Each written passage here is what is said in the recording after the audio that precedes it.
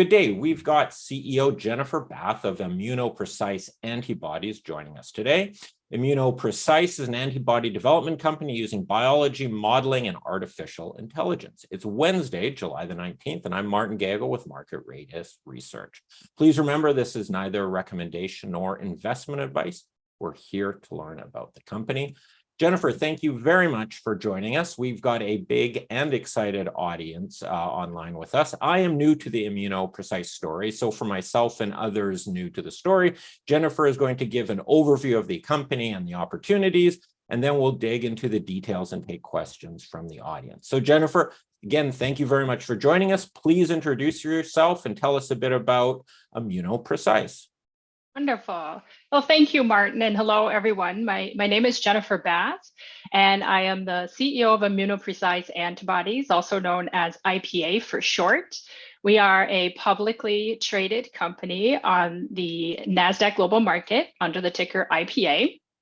And at IPA, we bring about 30 years of innovative antibody technologies and platform development together with patented AI-driven technologies used to identify meaningful patterns that provide unique insights into biology, disease, and medicine.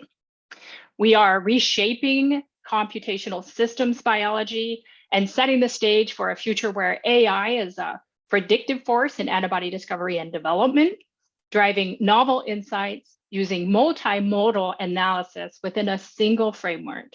In other words, collecting insights and identifying hypotheses by analyzing all different types of data in one single place.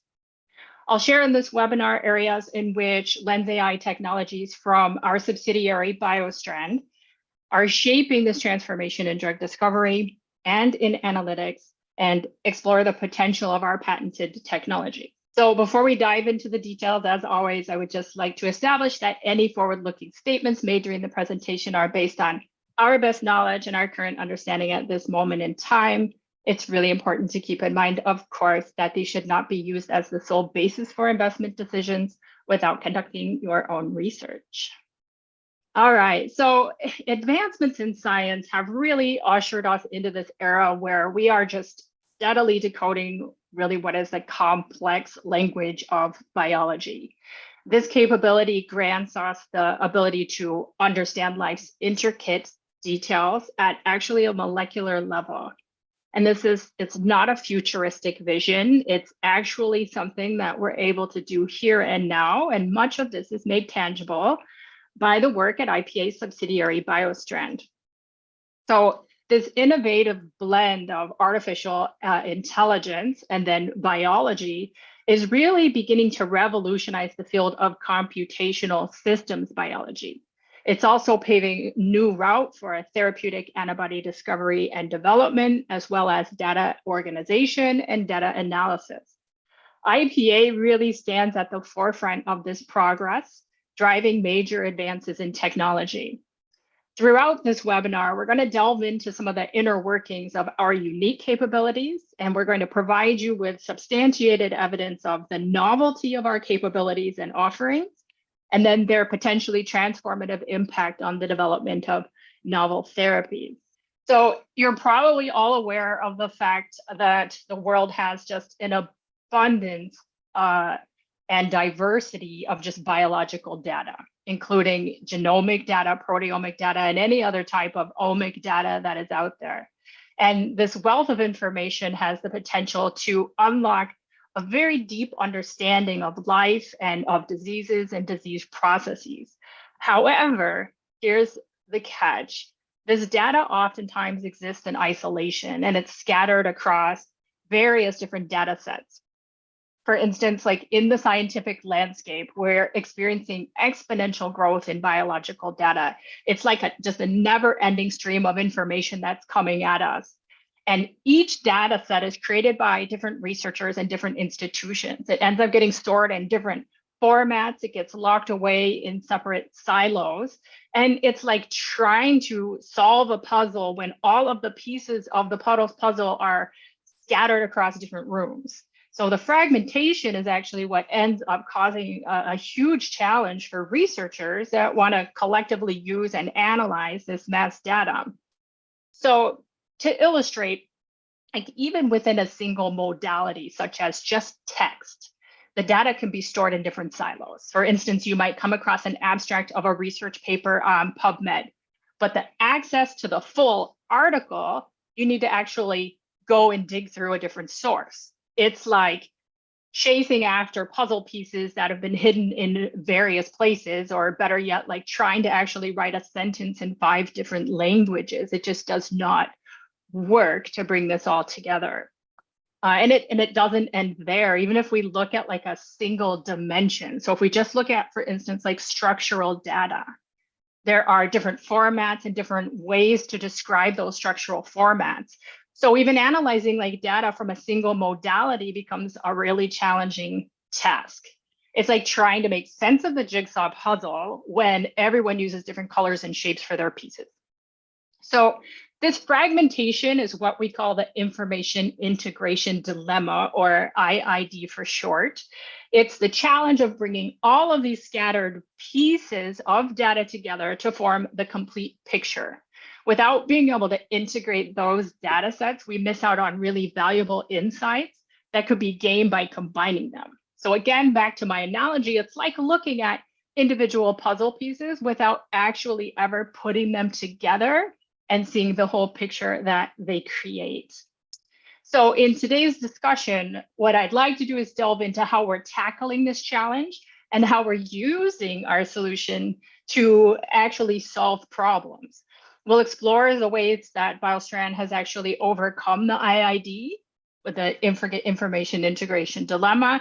And then we'll show you how we've used this to unlock the true potential of data. So I want to start off with just some of the basic terminology to make sure that it's easy and clear to follow. So the terms dimension and modalities are key to understanding our work at BioStrand.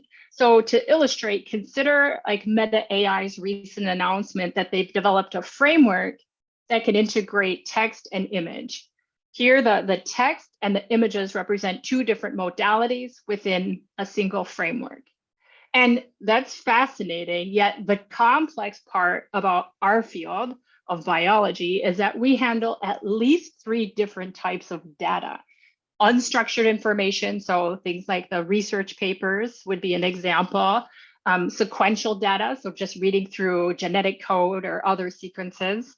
And structural data, like the 3D molecules. The challenge that we face is about figuring out how to merge all of these different types of information from the text from papers, genetic sequences, 3D molecular models into a single system to effectively extract meaningful information from that.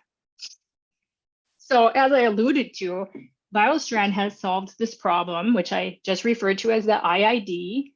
Lacking this ability historically, people have always chosen instead to focus on a single dimension or a single modality, such as a natural language processing, to harness all of the data in scientific information, or focusing on, for instance, structural information, such as AlphaFold does.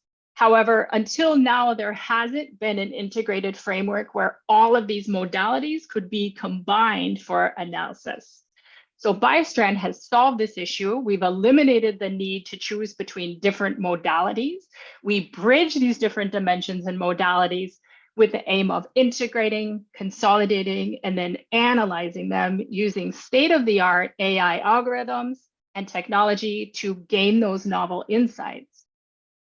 So one interesting fact that I always come back to is when we tell experts that we're combining text and syntax and structure, they recognize the enormity of this challenge. We're addressing the issue with our integrated intelligence platform, which is based on a technology called a HIFT technology. And this unique approach brings together all of these different dimensions, and it effectively positions us at the forefront of healthcare innovation, particularly in the exploration and discovery of scalable integration across these different modalities. So what I'd like to do now is just introduce you to these proprietary HIFTs and what they're exactly about and how they help us accomplish this. So our unique and patented HIFs, also referred to as universal fingerprints, they provide the key that allows us to integrate and merge these various types of information and dimensions. We utilize the HIFs to create a single, enormous knowledge graph. And with this graph in place, we can apply advanced AI and we can apply deep learning technologies to assist experts in their decision-making process. We include these deep learning models based on statistics within our framework, and then we marry them with rule-based or straightforward inquiries for data analysis. As a result, our approach combines different strategies, applying a hybrid approach. The volume of data that we're dealing with is enormous, and it's growing, and it makes scalability absolutely crucial in our field. Our HIF-based model is extremely scalable, and it understands context at different levels. It can make predictions, and it can distinguish between known information and what is actually new information. The core capability of HIFs is data integration. It integrates all of these different pillars within the biosphere. So sequence, structure, function, which is incredibly key, and even text. So as such, we're able to integrate new information or models as they emerge in real time. This core capability allows us to actually stay ahead of competitors. Jennifer, Our HIF, yes, hello. So you're initially what you do is you collect data from various disparate sources and you put it into a big data graph, a big database. And then you've got AI tools to sort of extract or understand it. But that graph, can you sort of attach other AI tools or models to it? So essentially your initial value is in collecting and putting it into a usable form, and then it's available to yourself or to clients to it's in sort of one giant database. So now they know once it's in that graph, they've got lots of different tools to extract it from it. It's the assembly of the data that is key to this. Yeah, so actually there's a number of different ways to use it. And I love this question because we're creating proprietary databases using data that we're generating at IPA. And in addition to that, the information that we have contained within our knowledge graph, which again is enormous, it has over 25 billion associations within that knowledge graph, is all based on information that has been collected and screened and also related back specifically to these HIFs. And that information comes from all different sources. And again, it can be any type of data, but a lot of that is based on external databases that we're able to access, and then also the internal information that we put in. And so when it comes to analyzing information for clients, we can do a number of different things. We can actually use client proprietary data, which we don't store, we don't keep. They don't need to worry about us using that data later in order to analyze that data using our platform and extract insights that they wouldn't otherwise be able to see, because as we push out into the Lens AI and it analyzes all of this information from various databases and again, our own internal information, it's able to do so across any modality in that one single framework. So you're extracting these insights that, yes, that a client would never be able to collect and to analyze, and then you're getting these insights pertaining to what it is that they're researching. And yes, that knowledge graph connects all of this information. And as I'll talk about here today, the HIFs enable this to happen at almost an instantaneous speed and with very little energy, because all of the information that actually gets input not only is searching really all of these different modalities, but it's searching it through our patented HIFs, which go out and find and extract the meaningful information only that come back to create this knowledge graph, which allows you to look at the connections, to identify how things are related, and also really importantly, which I don't think we'll have time to get into today, happens in a white box manner, which means you have complete traceability back to any of this information.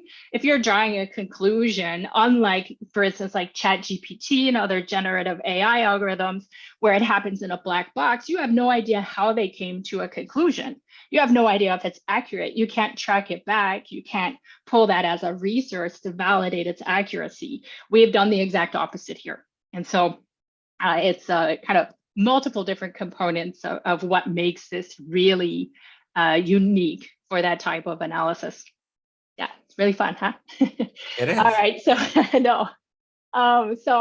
So back to the HIF-based technology, it's been compared. I really liked this this comparison to a database schema, really, that's generic enough to adapt to improvements in underlying technologies and then assure that we stay ahead. So as you mentioned, does it plug into other platforms? Can it be used with other platforms? Absolutely, it can. And it imparts all of our unique capabilities to other platforms if they're connected. And our technology in and of itself is so scalable that it can handle the vast amounts of information out there in the biosphere. And then, as I alluded to, it does it incredibly rapidly because of the HIFs that are at the core of the software. Are you using your own server farm, or is this running on Amazon or Azure, or how does the actual physical infrastructure work? Yeah, so we do store data on AWS. However, our proprietary HIFs and our proprietary code is actually not connected, to any accessible database, and is not actually live connected to the internet. It's something that we briefly put in to extract what we need immediately and then unplug. So from a safety perspective. So I think a way to maybe also because I realize some of this actually gets a little bit deeper into the complexity of data analytics. So a way to make it a little bit clearer sometimes is if we just take a look at the life of like an everyday researcher. So everyday researcher in the laboratory, whether it's an academic institution or a commercial company, anywhere from small biotech to pharma, if they want to explore any certain type of disease target, for instance, they need structural information. Then they would need to go and access a very specific database for that. And if they need sequence information, then they'd have to switch to another tool. And if they want the latest insights, they would actually need to go yet again to another tool. This is actually how we did it 20 years ago when I was in graduate school, and it hasn't changed much. So that says a lot. And these are all separate tools, and even for the most basic of research. And so this back and forth that ends up happening between databases and data types and different models is incredibly time consuming. It slows down research at every stage. And that's what's unique about our Lens AI software. Our platform is unique in that it can oversee all of the connections between these modalities right there in that single framework. So another way to look at our HIFs is like they're like words in text. They provide meaning, they provide context, and they provide ranking information. So also, if you think of basic generative AI programs, they're not able to do that. They can't tell you if a particular word is referring to a gene or a protein or what exactly its relationship is to the context around it. So like Google's PageRank, we can identify which patterns are more informative than other patterns. And this capability allows us to screen massive amounts of data. We can eliminate background noise, and we can identify only what is most important for the research at hand. And we can capture all these relations from all of these different modalities using information that we can then go back and use to support wet lab discovery, which is an extremely important part of what we do at IPA as well. We are now combining decades of scientific expertise in antibody discovery with the massive potential of AI. So our laboratory technologies, they are proven. They've successfully produced antibodies that have gone on to the clinic, supporting various pharma companies and reaching their goals. Our laboratory technologies have now been used for 19 out of the 20 top 20 pharmaceutical companies and literally hundreds and hundreds of clients. And now we're taking that wealth of experience and we're integrating it with our LensAI technology. And it's not just about gathering high quality data. It's not, at least it's not the singular focus. We're making that data work smarter. So that's where our patented HIFs really come into play with the wet lab. The HIFs are unique integrators that facilitate a two-way conversation between our lab and then the AI. And our lab provides the insights to the HIFs, and in return, the HIFs guide our laboratory research. And we refer to this as an active learning loop, or sometimes you'll hear us refer to it as HIF enrichment. The HIFs are constantly being enriched to better connect what each little pattern means with regard to structure and functional relationships. So if you imagine the exchange of insights between our LensAI software and biological systems, each new discovery adds depth to the previous ones, paves way for more precise and more efficient drug discovery. And it's a synergy between knowledge and technology that just constantly is pushing the boundaries of what we're able to do. So our goal is, driving the growth of our business by offering a compelling and also very unique value proposition. Our cutting edge in silico technologies combined with our award-winning wet lab expertise, including our well-known function first B-cell platform, creates a powerful combination that revolutionizes how we interpret data. And that's really a key component. So there are a lot of different ways right now that we're using LensAI actively to solve various challenges for clients. We have two publicly released examples of recent real-world applications of LensAI and this platform, and how we begin to leverage our IID solution and the ultra scalability within our software to solve complex challenges for clients. So these data provide early insights into the versatility of LensAI, and they give you a glimpse into the impact that they can have on BioStrand's business. And even their early applications have already enabled the launch of unparalleled capabilities in our contract research. And they've played a very crucial role in advancing an active clinical trial. So I'll share these two examples of case studies with you. All right, so the first case study that I'm going to share with you is a little bit more in depth and a little bit more technical, but I'm going to break that down for you as you go. And we've put a lot of detail in here because it's got a lot of different components that are really at the core of our LensAI software, but also it's one that we're really feeling a reverberation in our market as we've put this out there over the last 3 months, and clients begin to understand how it can really impact their programs in terms of speed and cost and quality. So this case study here underscores really our initiative to transform what is known as the transgenic animal market with an integrated digital platform for what is known as humanization. And humanization is the process of taking an antibody and making it more human-like so that the therapy doesn't have any unintended side effects when it's administered to a patient. So this service features our LensAI-driven immunogenicity workflow that has a very unique advantage over our competitors. It uses the scalability of LensAI to analyze the entire proteomes of multiple species, providing insights into what evolution declares is like human in nature versus non-human in nature. And it provides more thorough coverage of antibody sequences under analysis compared to competitors, which is really important because any slight change in a sequence can lead to an unintended negative clinical effect. So recent or rodent models, they have really always played a role in antibody discovery. And for these antibodies to be used safely in humans, they must either originate from these transgenic animals, because these transgenic animals have been genetically engineered to produce human antibodies. So they're human in nature already, so they're going to be safer.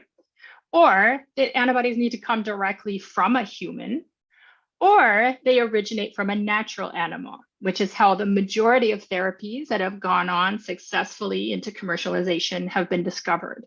Where the antibody, after it's discovered, it then goes through this process of what we call humanization. And that process modifies the non-human antibody to make it safer for use in humans, to make it look human, if you will. And so these transgenic animal models emerged to address what was an inefficient humanization process, which included long timelines, really high costs, and then also, probably more importantly, the risk that in going through the process of making that antibody human, you were actually going to lose the activity that made that molecule effective. So, however, there is drawbacks also to the transgenic animal space. So compared to natural animals, these genetically engineered animals, they typically demonstrate a weaker immune response, and they typically have less diversity in the antibodies that they can produce, which means that overall, you're going to have fewer therapeutic candidates to choose from. And then also, not to overlook that there's a lot of substantial costs associated with them. They may include royalties, licensing fees, and milestone payments. And that's all being added on top of the millions of dollars of R&D expenses just to develop the drug. So IPA's new solution determines a protein's immunogenic potential by integrating artificial neural network-based binding predictions to see if a region of an antibody is actually likely to bind to human sequences in the immune system that would indicate that, hey, that antibody, it's foreign, or that's potentially toxic. You shouldn't move forward with it. And our scalability within LensAI enables the comprehensive and very rapid identification of those dangerous antibody sequences. So our models predict that binding event. And then in addition to that, it compares that to these flagged regions of the antibody to scan the entire human proteome and start pinpointing any stretches within that antibody that might be considered foreign and that might be considered dangerous. We've already calculated the immunogenicity scores of over 2,000 different antibodies. And we use that information to guide new discoveries and then improve also our method of humanization. So in this case study, if you look at the panel in the middle bottom of the screen, see if I can point to it right here. You can visualize also the clustering of 260 clinical antibodies that we benchmarked using our algorithms, and we segregated them based on their origin. And this also demonstrates the accuracy of our predictions, that they fell into the right clusters with regard to origin and also with regard to clinical data that's available. However, probably the most important aspect of this workflow is the scalability, and it's the rapid analysis that enables us to screen very early on in an antibody discovery program. So if a researcher is sitting there with thousands of antibodies early on in the research, which is oftentimes the case, and they need to make a decision of which ones to move forward, we can very rapidly take LensAI and we can use that to identify the antibodies that have the highest probable toxicity. We can remove those from the study very early on, and then reduce the time and reduce the cost of going forward with further characterization.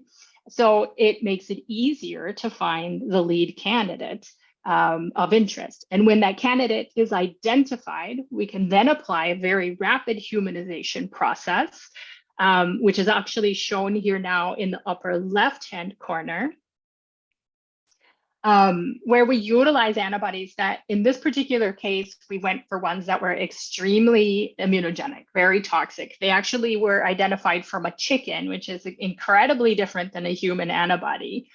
And then we applied a very rapid humanization by making minimal changes to produce a safer version. And in this particular case, we started with one antibody pair. And so it's a heavy chain you see here at the top of this graph. These are antibodies are made up of two chains, a heavy chain and a light chain. We started with one parental heavy chain and one parental light chain.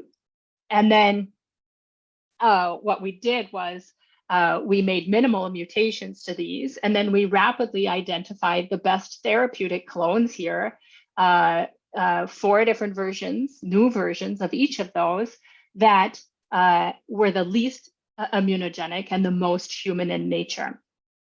And in this particular study, we identified 2 different clones that you'll see boxed here in orange, H2, and then also L3.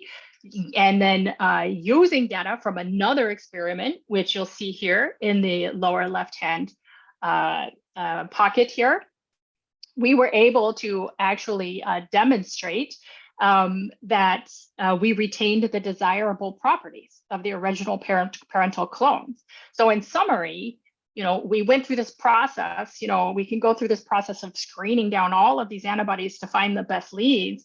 But when we get to the best leads, we can humanize them very rapidly. This analysis tells us, hey, these ones are the most human. These are the ones you should look to move forward.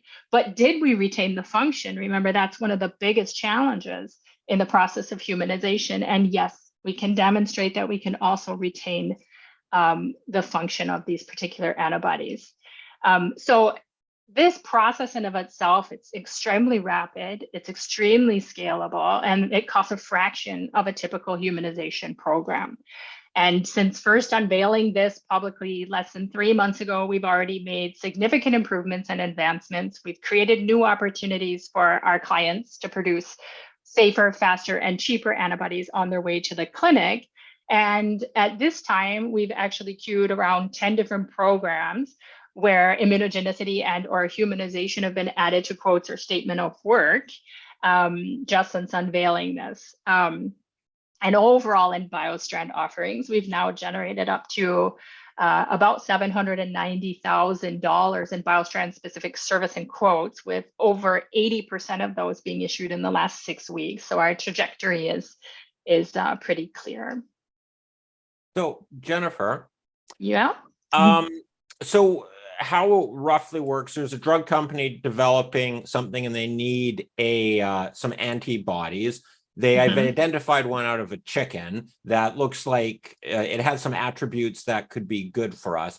Traditionally, they would do the transgenic mode and sort of a lot of trial and error, expensive, and I guess do animal trials and so forth. Or they can contract out to IPA, and using your hybrid of your in silica, I guess the term is, as well as some wet lab work, you turn it around much more rapidly and presumably with a much better or a smaller, more a candidate list of antibodies that will have probabilistically be more likely to do the job before doing further trials on it. Did I? Yeah, that is a very good description of one of the paths that this can go. So if we take just a little bit of a broader look of what actually happens in our industry, I mean, clients can really start anywhere in a program. So they can certainly start with transgenic animals, but again, what we have found is they just don't have the same diversity or the same type of quality immune response as an animal that hasn't been genetically engineered, but they can certainly start there. And in doing so, they may not have to go through this humanization process, but what we find is the quality of the lead candidates is lower. Now, interestingly, what has also been revealed this year is that in several cases that have been brought to us, people are still getting lead candidates out of transgenic animals that still need to be humanized. So you go through spending all of these tens of millions of extra dollars and you're still having to go through the process it was built to avoid. One of the reasons that IPA is really successful with alternative species, whereas a lot of our competitors will offer mice and rats, and historically that's where a lot of original antibodies were made because their their antibodies kind of look very similar to humans, if you will, because their genetic relationship to humans is closer. However, you don't actually also get the same diversity of antibodies from those animals because they are so similar to humans. And so one thing that IPA has done over the last 15 years is to also branch out. We've branched out into all different types of species, and our platforms are species agnostic. So you can utilize any different species, and we are very, very specific about customizing that for you, so that we can pick the right species to give you the most the most diverse candidates with the best probability of being successful. So we can work with the transgenics ourselves. We don't sell the transgenics, but many companies bring those to us. We can work with any different species. But at the end of the day, what really matters is optimizing the diversity, optimizing the quality of the candidate. And that's where we really excel. And that's where transgenic animals have struggled. So to really take the benefits of, needing a fully human sequence and then needing the most diversity with the best candidate, we bring those together by offering this particular solution where you can use any animal that you want. You can start with the animal that's actually best for your program, and we can determine that through in silico analyses. And now you don't lose the time and the money associated with humanization, and you don't lose the overall natural diversity of an animal's immune system by going to a humanized animal. So we bring the best of both together. And so that's what enables us to turn out a better product, a faster product, and a less expensive product. And so what we've really done is pinpointed the pain points for our pharma partners and then work to bring together multiple technologies to put together one comprehensive platform to solve those. All right. So let's see.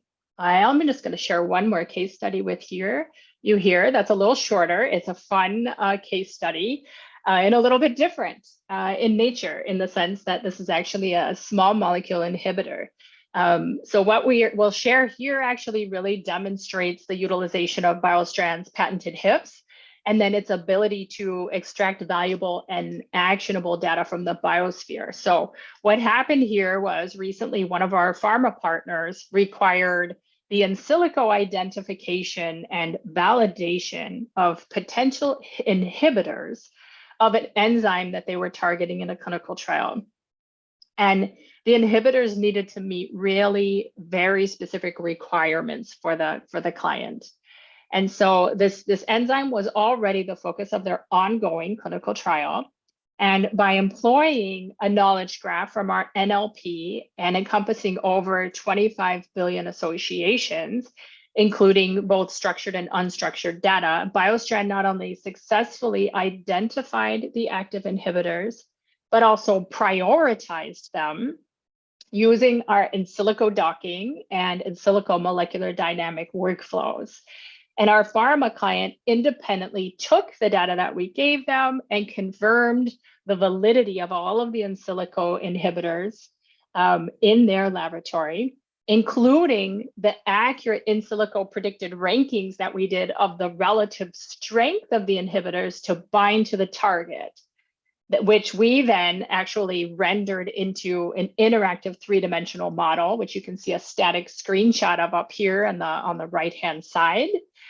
And thanks to LensAI's platform, what happened here is that the screening requirements for this client reduced the number of inhibitors that needed to be screened from over 250,000 candidates to only 10. And that was really a powerful testament to the time and the energy and the money that we say were saved by our technologies. Also bringing together again, these different modalities in one framework and different capabilities that enabled us to do something that we don't believe any other company would have been able to integrate and accomplish with their single technology. But more importantly, and I think the bigger take home from this message is we were able to provide regulatory data for our partner in approximately 1 week, which enabled them to just completely, move on with the rapid continuation of the clinical trial that had been underway. So it was a very successful program, and now we have a very happy client.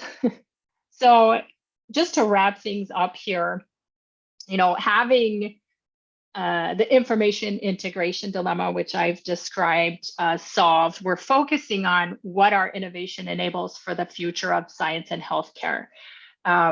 We believe that in the potential of our technologies to advance and pave the way for truly personalized medicine in the stage for in silico therapeutic discovery. Our vision is the development of tailored antibodies uniquely adapted to each patient's needs.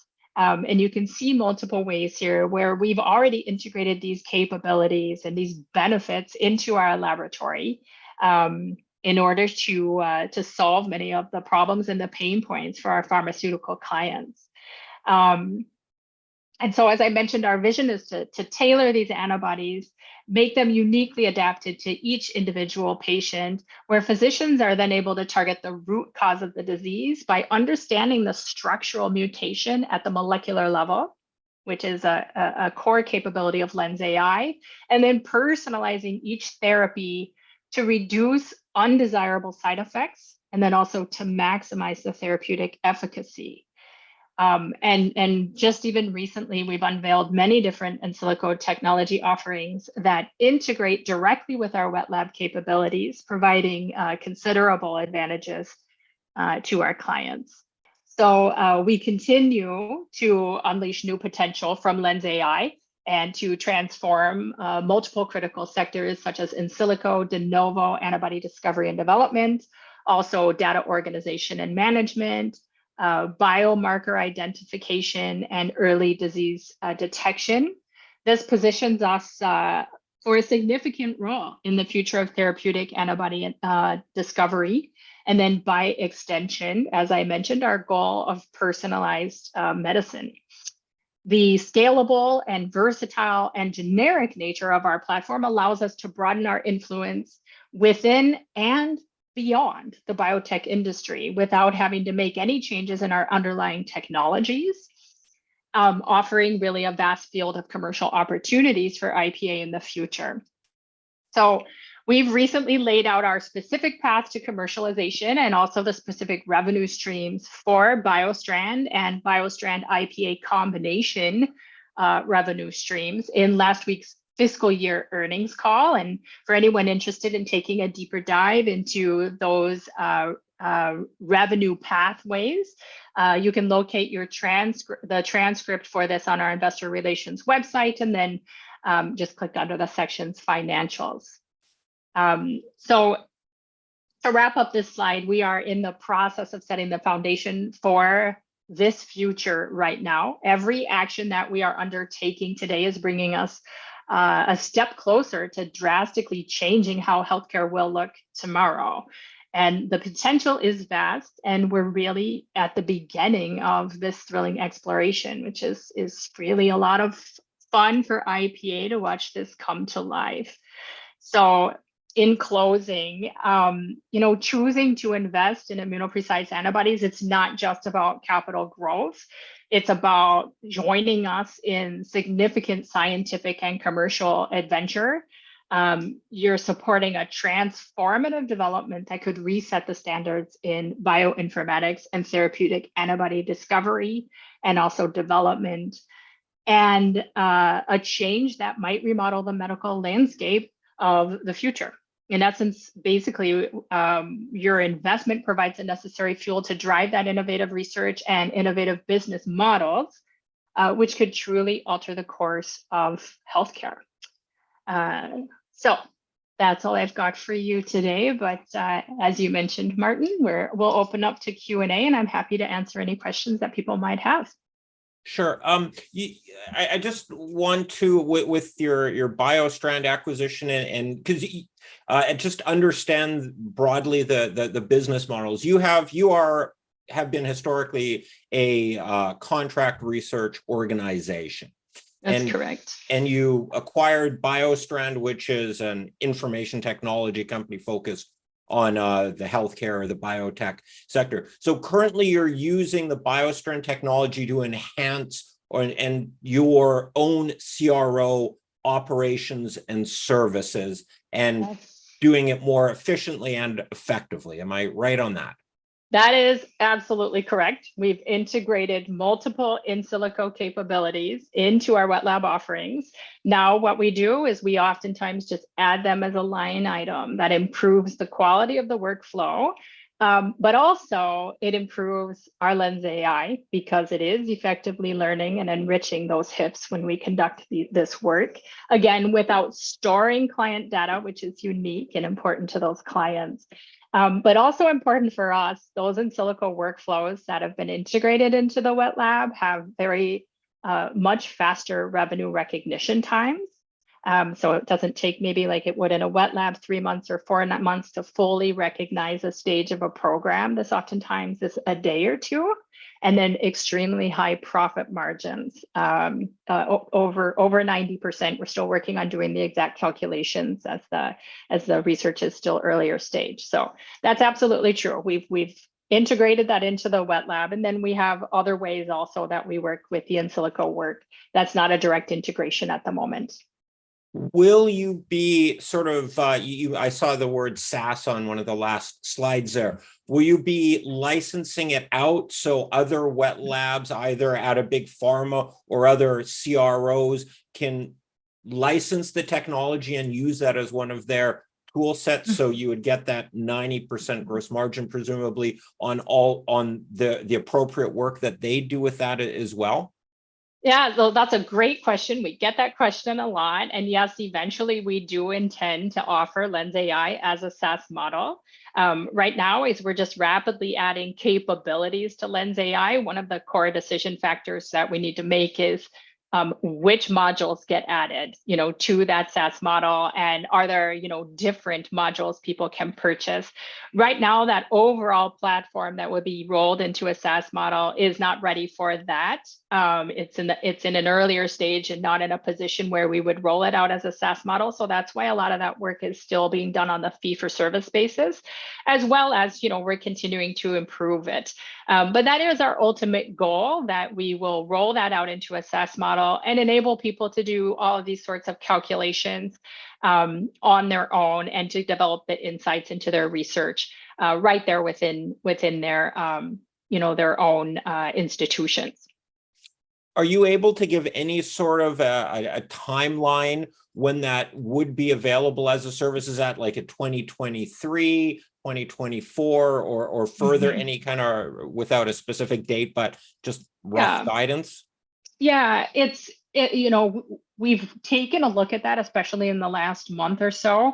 And it is a little bit difficult to pinpoint. So I'll throw that out as a little bit of a disclaimer. One of the things that impacts it greatly is the amount of capacity that we have to work on some of our other de novo in silico partnerships we have, the fee-for-service work, and then actually the coding of various aspects of what will be that SaaS model.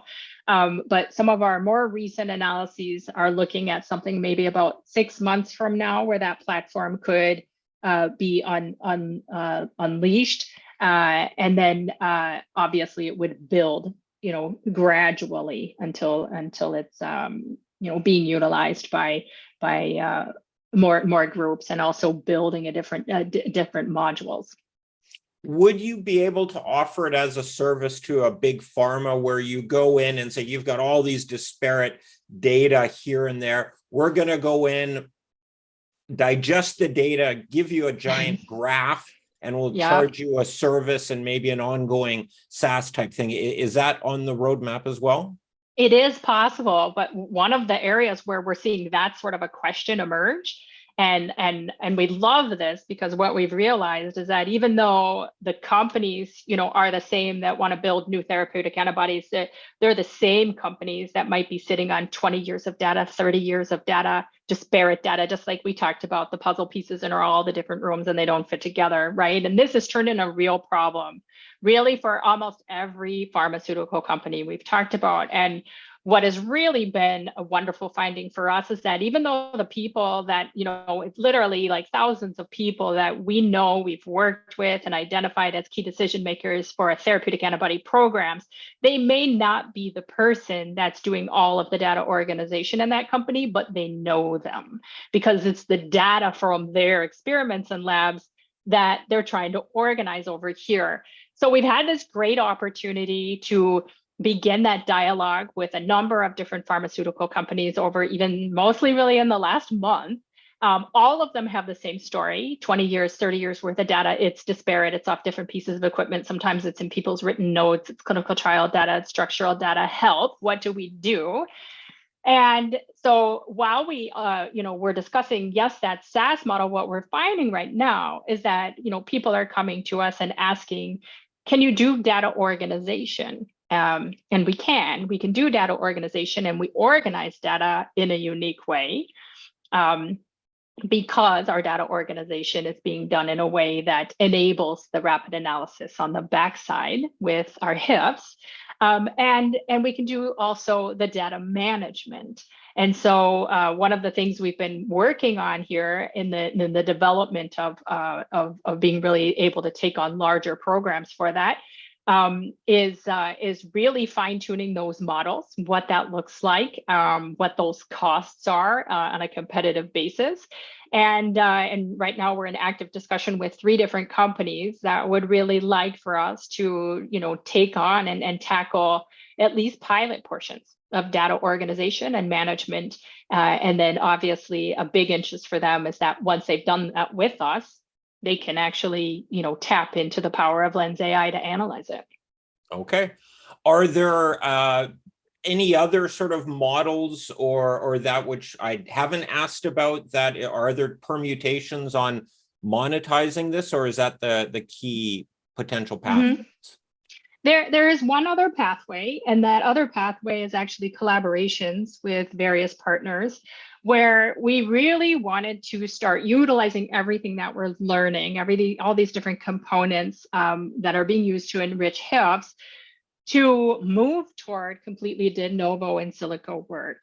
And interestingly, when we decided to go out and start looking at this as partnership models and collaboration models, we decided, let's take on the programs that some of our pharma partners have been working on for 10 or 15 years and haven't been successful. Let's take on the really challenging ones, because that's the type of program we would expect to see people bring to a complex technology solution, which ultimately, once we're not in a pilot stage, is going to be way more expensive than a traditional lab capability, right? If we were going to design everything in silico, everything de novo from scratch, where all you had to do is say, make a drug against this, and it's done within our software. And so we've announced a couple of partnerships, one with a company called Briasal and one with Astellas Pharmaceuticals. And that's a slightly different revenue stream, where we said, this is early stage. We are learning from it. And we're definitely not saying these are all going to work, from the get-go, right? This is our first time through this, but let us take a crack at the hardest things you've ever tried to do. We will learn for it. And gosh darn it, if we are successful, it's a huge win for them. And so these are really partnerships where we're looking at, in order to kind of take control of the product that we design in silico, there would be an upfront payment and milestones and royalties. And really what we're finding is we have those 2 clients in the door, and we have a third anonymous client that's queued 3 programs, de novo in silico, on also kind of an early adopter basis on fee-for-service work. What we're really finding is these are the people who have been looking for ways to tackle the most challenging problems. And they seem to be the people that, they realize it may not work on the first time through or the second time through, but they seem really more interested in being there on the doorstep and the first ones to know when it does, because the ability to solve and develop a brand new therapeutic completely de novo, completely in silico, would be really transformative for any company. One last question from me before we go to the audience questions. With your CRO work leveraging the Lens AI in that, are you able to, does that give you some pricing power to capture higher margins? Besides the 90% margin, you can accelerate the program, which time in the biotech industry is massive, as well as if you get better results, that potentially massive value for your client as well. Are you able to capture some of that? Yes, we are starting to capture some of that. So it's in a couple of different ways. One, if you tie, and this one we're at the beginning part of, because we haven't, it takes a while for the in silico part to kick in. If you're integrating with wet lab, you have to start in the wet lab.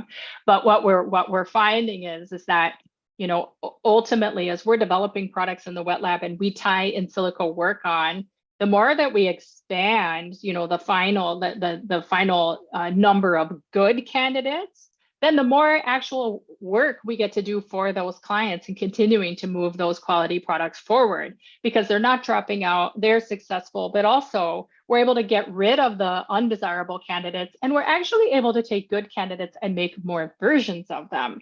So it actually technically expands not only the length, but the quality of programs, being analyzed a little bit further down on the backside.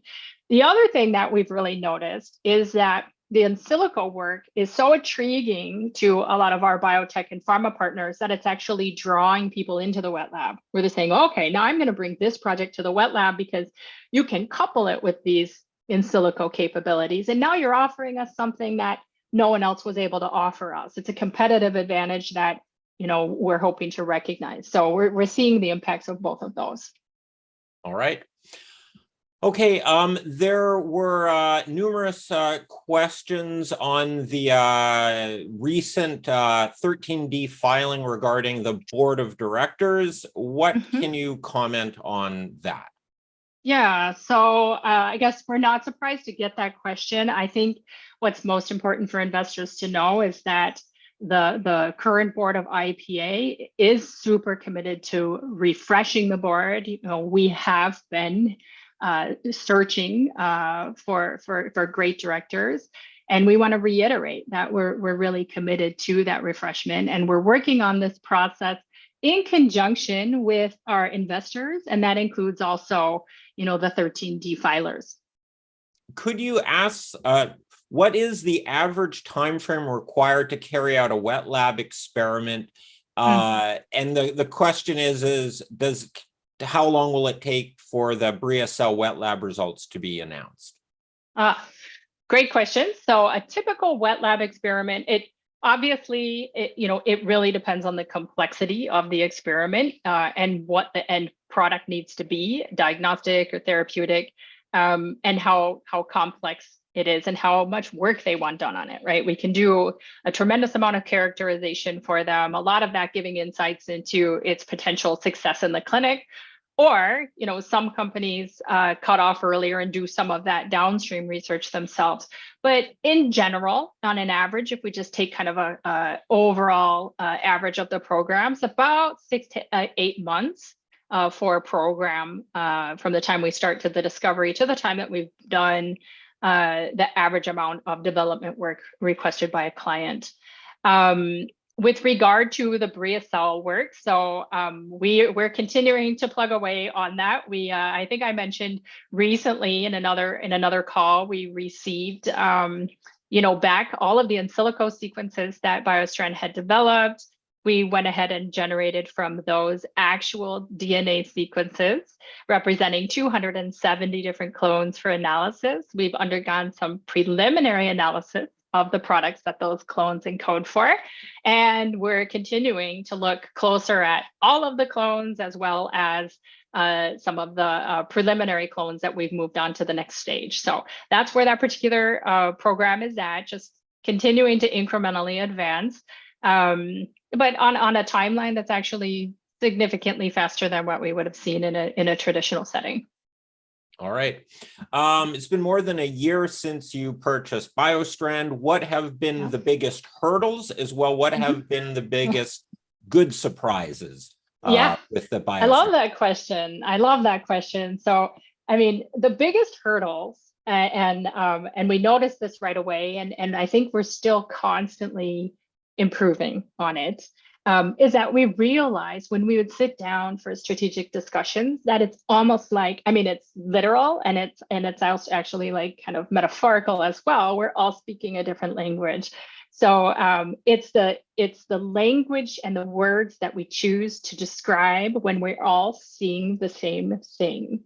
And so making sure that when we're in a communication and in a strategic dialogue, or we're planning a path forward, that we're all actually understanding that what we have discussed and in the middle of our discussions and what we've concluded is the same, because one group is speaking, you know, in their everyday language, which is really about data analytics. It's about coding. It's different word choices to describe what even might be the same exact topic that we're talking about. And then you've got another group over here that's using a lot of biological terminology. And so familiarizing both sides, everyone, all of the employees in the company, because at this point, really, the AI is touching every one of our sites, familiarizing everyone with that terminology and really starting to be in a situation where we can have a conversation and make sure that when we use certain phrases, for instance, in biology, like epitope mapping, that they have the same interpretation of what that is. When they talk about a variant color, we have the same interpretation of what that is. So that's been one of the things that we've been working on. And I think you know, always careful to just keep asking questions and making sure that we're improving that and that we're learning the languages of each other. And then one of the best things for us, you know, we had a strategic meeting back in October where we really asked ourselves, okay, so we know they can do data organization and analysis, and that was one of the things that they had initially set off to do, and we're initially seeking funding from different groups to do, not necessarily an acquisition. When they integrated into IPA and we sat down to talk about, right, how does their work really integrate with what we do in our vision, and how do we really look at some of the faster routes to commercialization, the things that can be integrated into the wet lab, the capabilities that we know our clients would want, that they would pay for, that they would buy. You know, we identified some of the ones that you see today. So the immunogenicity testing is one. Off-target analysis, where we do an analysis to see if we put this drug in you, is it likely to actually bind to other places, other tissues, other cells inside your body that might actually cause really severe adverse events or even death. And several other technologies, target analysis and identification, et cetera. So we identified some of those and, you know, set off to launch those and integrate those. And that went a lot faster than we thought it could, and a lot faster than I think other people thought it could. And I think one of the most rewarding, you know, conversations we've had about that is, I believe it was back in kind of late May, one of the members of our client relations team, Shuji Sato, went out and presented that immunogenicity capability for the first time at a very large conference in Boston to pharmaceutical partner peers and biotech companies. And then just thereafter at another conference, that's a very interactive style roundtable conference. And at that initial first conference, after explaining exactly what we can do and a bit about how we do it, there was just tremendous feedback from the audience, including several AI companies and one AI company that said, we've been working on that for several years and we're not close. Like we have not figured out how to do that. And of course, you know, we know that at the heart of our ability to do this the way we do it, it's the hips. Right. And so it was for us, you know, that confirmation that we get externally on the speed in which we've brought those to commercialization has been really rewarding. And now, as we see them, you know, quite rapidly being integrated into quotes for clients, it's another further validation that has us feeling quite good about this progress. All right.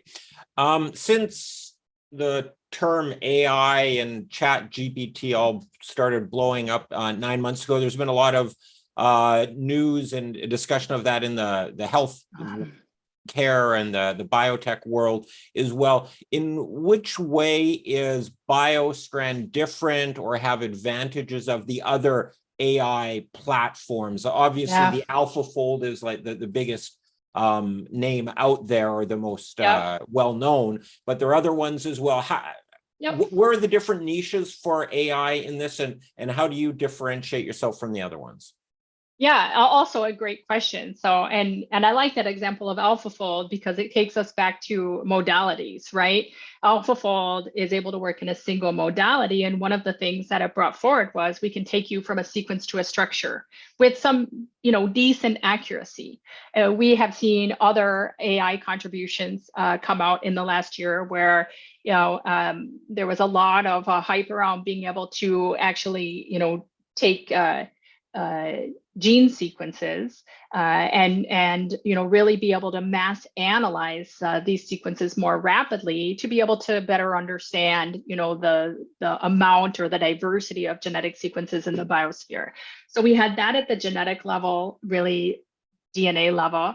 We had AlphaFold kind of at the structural level. So one of the things that's really unique about what we do is when people put those together, and Facebook and Google are coming out and talking about those two capabilities, it was being routinely repeated that that's kind of where we get stuck, because you end up with a structure of a protein, but what does that mean? You can look at it, right? But what does that tell you if you don't actually know what the function of that is? When we're building drugs, when we're developing vaccines, when we're developing therapies, or when you're in agriculture and you're doing genetic engineering, anytime you're working with a biological molecule, the most important question or factor is what is the actual function? And so, we've heard it proclaimed multiple times that no one can go from structure to function, and we can through the integration of these multiple modalities in a single framework. So that's one thing that sets us apart. But even just that comment right there, multiple modalities in a single framework. I mentioned that Google had Meta AI had recently announced being able to take text and image, two different modalities on a single framework, right? And there were nuances of the imagery, but it was two modalities. And that's fantastic, and it was very widely talked about, but we're taking more than that. We're taking multiple modalities into a single framework. And one of the things that the HIPS, so that's another distinguishing feature, but one of the things the HIPS allows us to do that's even further distinguishable is the speed, the low energy that's required, because it doesn't matter how many sequences you put in, they get filtered through the HIPS, and the HIPS don't just pull out the sequences, but they are pulling out the sequences and ranking them with regard to relative importance. And then also the amount of data that you're getting back. And that data is not only immense in the knowledge graph, but the data is giving you unique outputs. And that is also significantly different, because most algorithms are going to give you very similar outputs because there isn't the proprietary HIP technology at the core of it that allows you to parse it and get the insights that you would get through using Lens AI. So that's several of the differentiators. I could probably keep going on because there's several, that are really kind of at the core things that the HIPs impart to that Lens AI. Yeah, as we all know, Chat GPT lies sometimes, and it doesn't know it's lying, and it doesn't tell you it's lying. Yeah, so, and that's the black box problem, right? And our white box approach is really great because we've heard people say that in the industry, right? In the tech industry, they can't or won't use Chat GPT because of the black box approach. They don't know if what they're getting back is actually real. They can't track it back. Where'd you get the information? Is it real? Did you make correlations that shouldn't have actually been correlated? We can do all that. And any researcher using Lens AI can do that. And so they're able to go back and to validate and to be able to demonstrate. So if you're relying on that to make a drug, that is really important. And if you're going to use that information to submit to a regulatory body for drug approval, you're going to need that. And so that transparency is a really important part of what we do as well, and another differentiator. All right. We do have a hard stop here in 10 minutes. I do have to jump then. I'm sure I know you're very busy as well. So maybe we'll just hit through some questions here quickly. Can you please provide an update and the status of Polytype? Absolutely. We've given several updates on this recently. There's not much more I can publicly disclose at the moment, except for obviously, our product was received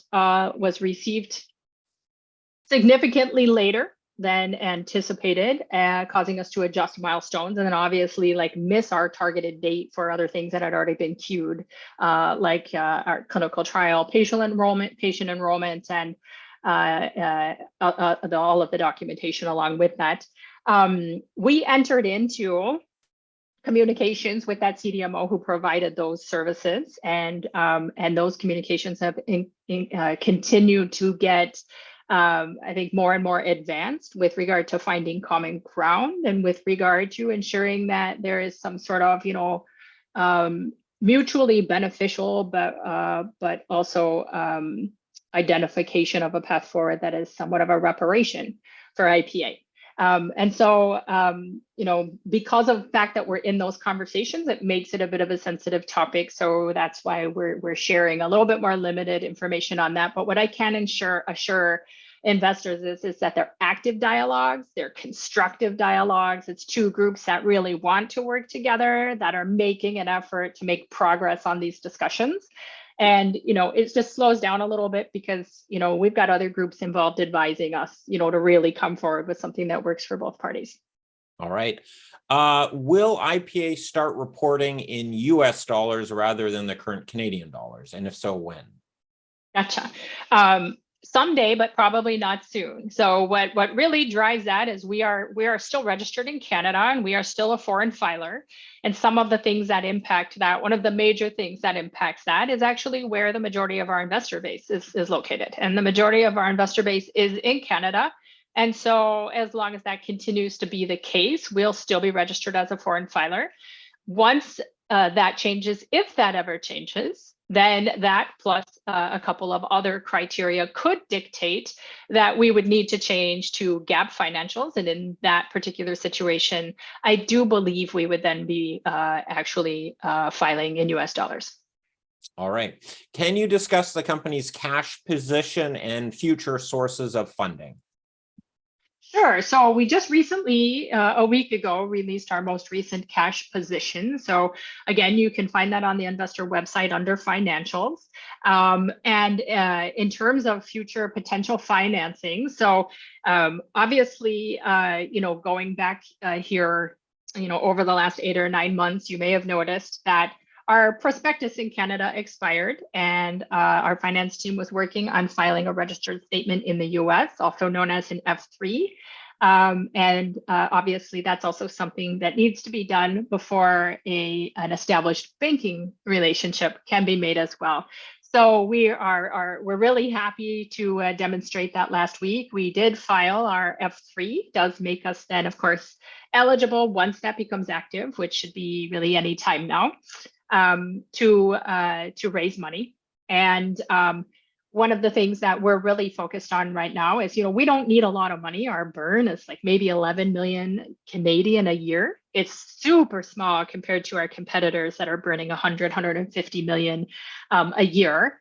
And in part, it's smaller because some of the things that we need to do are scaled down because of the way that our algorithms are built. And in addition to that, we cut back on developing so many of our own therapeutic drugs, and we're working on actually selling those. And so with regard to raising money, when we do, our needs are significantly, I think, less than what most people might think that they could be or what our competitors would be. But eventually here, we will be looking at going out to, reputable groups. We have a lot of groups that have already been stating an interest, especially around the AI for the last 6 months. We just obviously can't bring them in. And the most important thing to us is making sure we're getting the best price, that we're working with a group that's going to be in for the long term, that gets the value of what we're doing, is going to, also, I think, serve as a validation for the quality of what we're doing. And so, yeah, eventually here we will be raising some money. And as I mentioned last week, probably somewhere in the range of around 5 million initially. But we'll take a look at, again, the opportunities and look to be opportunistic while reducing investor dilution. All right. Is there any risk of not being able to meet the growing client demand with current facilities and resources? Yeah, that's a great question too. We have tried in the past and really put a lot of energy into really expanding in kind of higher throughput, more automated or roboticized work, especially automation in Canada. Our laboratory in Canada is a tremendous story of growth without expanding capacity. We went from about $1 million Canadian when I first came in 5 years ago to about 10 million Canadian in the same site, same capacity, same floor space, and same number of personnel, if you can imagine. And a lot of that was done on enhancement of equipment and optimization of workflows. We did expand our site in Utrecht. That's our manufacturing facility. That also has the highest profit margins. They were sitting at capacity for a lot of fiscal year 22. They actually moved into a new building with Genmab and Maris in the accelerator building in Utrecht. And with only 1 day of downtime and within a week of moving in there, they immediately saw the initial jump in their revenue and have been able to continue to bring on clients. And they're still sitting on about 50% extra space compared to where they were. So the Canadian space, they do need to undergo an expansion, and they will. They actually will be consolidating most all of their laboratories, which are disparate in nature, kind of like siloed information, into one lab, which will also gain a lot of efficiency and cost synergies for the company. And they'll be looking to start making that move and doing some renovations in the beginning of January. And then we've historically talked also about eventually OS needing to do that as well. Actually, the OS building in Pivot Park was scheduled for demolition, and a new building is already underway being built. And so any company planning to stay at that location will move into the new building, and that will include us. And that will also give us more capacity at that space, which they're not entirely at full capacity, but they're close. All right. We do need to get wrapping things up here. My final question is, with most companies I do, just to summarize, what sort of news flow and types of news should investors keep their eyes open for and expect? Obviously not, you can't get too specific, but like types of deals or things you hope to announce in the coming couple of quarters in the near term. Yeah, sure. So some good things to look out for that I think would also correspond to milestones. Obviously, any sort of event where we're making unprecedented headway in the in silico de novo discovery space are things that we would release at least on these initial partnerships, because the way that we model those early adopter programs were ways that would give us the right to announce. If we were able to do something like that, that would be really, I think, fundamentally a kind of a disruptor in the in silico space.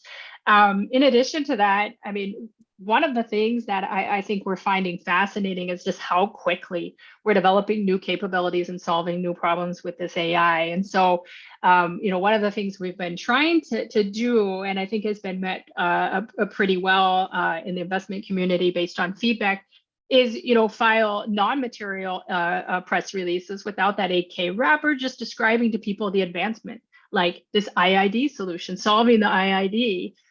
So that people can really start to understand how we're doing some things that have never been done before and exactly how we differentiate ourselves from those competitors. So I definitely would be on the lookout for more of those. It seems to be even surprising us how quickly these different things are coming about. We're working really hard on additional collaborations within BioStrand. Again, some fee for service, but also some additional partnerships. So I would always watch for those as well. And then, who knows? We're working on a lot of things. So there's a lot of different milestones we might also potentially hit, but I think these are things that you can expect and you can watch for in terms of press releases. All right, Jennifer, thank you very much for taking the time to chat with us. That was a lot of great information. All the best, and we'd love to get you back here in a while after you get some of those announcements out and get an update on how business and your breakthroughs are progressing. That's great, Martin. Thank you so much. And we'd love to join you again. So